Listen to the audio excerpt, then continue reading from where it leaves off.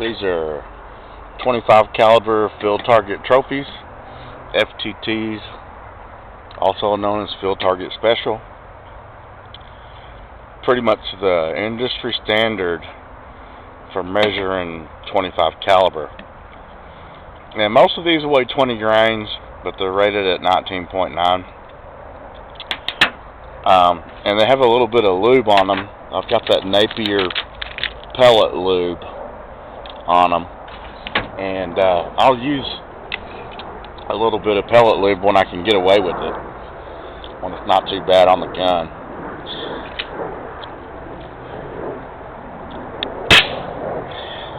But this one here, pretty consistent.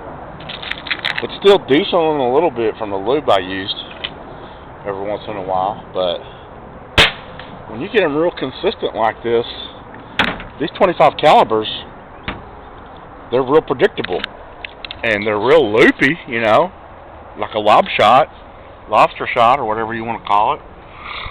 But if you can get a consistent gun that's accurate, it's been a lot of fun. I got this one off the American Airguns Classified. It was basically brand new. This is a 25 caliber gamo Big Cat, and you can see it's the old school style, all metal. I need 3 hands, but it's all metal right here, like a gamo 440. And when you open it up, the breech seal is on the tube side, like a BSA. And you know how gamo and BSA are like, they've kind of always been in bed together, but I think gamo owns BSA now. And this barrel sure is accurate, like a BSA barrel would be. That was another thing I was having problems with. I had pretty much ditched 25 caliber, but this thing right here, that's 600 feet a second. That's like almost exactly 16 foot-pounds. And you can sure see what it does to beer cans and whatever else I can find out there. Even the metal spinner. But this has been a lot of fun. This little gamo here. It's a gamo Big Cat. They've got them on sale. The guy sold it because it was only shooting 500 feet a second when I got it, and he didn't like that. And I fiddled around with it for a week. I put a gas ram in here and all kinds of different. And then an old airgun buddy of mine came over with some springs I had given him a long time ago, and they were all Cometa springs. There was one in there that was real thick and beefy. I don't know what it was from, but I put it in here, and it's pretty easy to cock and shoot.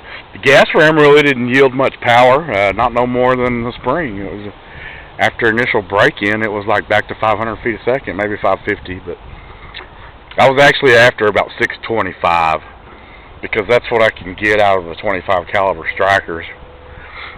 But this gamo is just so lightweight and easy to cock, and these new triggers are better, but I'm still going to probably get the aftermarket trigger for it. There's another buddy that wants to sell me his. But yeah, these 25 caliber gamo Big Cats are like $199, and you know, they're definitely worth $150. The $199 is probably just because it's all, well, it's 25 caliber for one, and then it's all, doesn't have all that plastic crap here like most gamos. And scope's holding up well. Great gun, man. Great gun. Maybe they did it.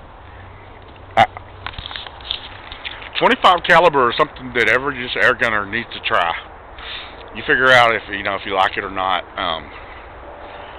There's really no comparing calibers, because each caliber has its own special properties, and as an air gunner, you probably need all 4 conservative air gun calibers, and I'm just now including 25 into the conservative bunch, because these lower power springers are pretty fun to shoot.